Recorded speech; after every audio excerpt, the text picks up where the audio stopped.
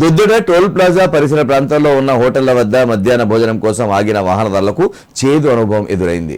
హోటళ్ల వద్ద పార్క్ చేసిన వాహనాల అద్దాలను గుర్తు తెలియని వ్యక్తులు పగులగొట్టారు.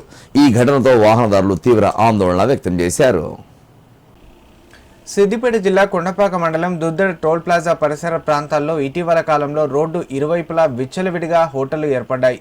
అయితే ఆయా హోటళ్ల వద్ద తగిన పార్కింగ్ సౌకర్యం లేకపోవడంతో హైదరాబాద్, సిద్దిపేట, కరీంనగర్ జాతీయ రహదారిపై ప్రయాణించే వాహనదారులు తీవ్ర ఇబ్బందులు ఎదుర్కొంటున్నారు.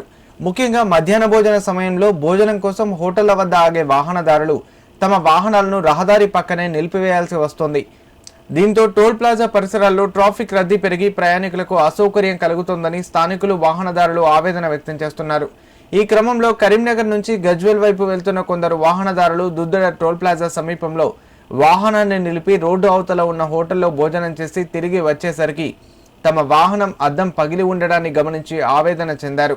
వెంటనే పోలీసులకు సమాచారం అందించగా సిద్దిపేట 3 టౌన్ పోలీసులు సంఘటనా స్థలానికి చేరుకొని పరిసర ప్రాంతాల్లోని హోటల్ నిర్వాహకులు, పండ్ల వ్యాపారులను విచారించారు.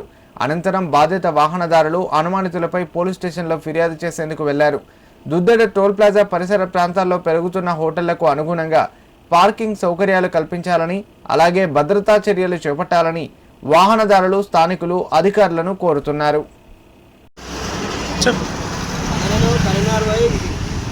బండి మీద వచ్చి దుద్దోటలు కూడా ఆగి ఇంకో హోటల్ కూడా అన్నదానికి పోయినా బండి పెట్టి అయితే బండి వచ్చే వరకు అద్దం అలిపోయి ఉంది. ఇంకో హోటల్ ఉంది ఒకటి, దాని వాళ్ళ మీద డౌట్ ఉంది నాకు.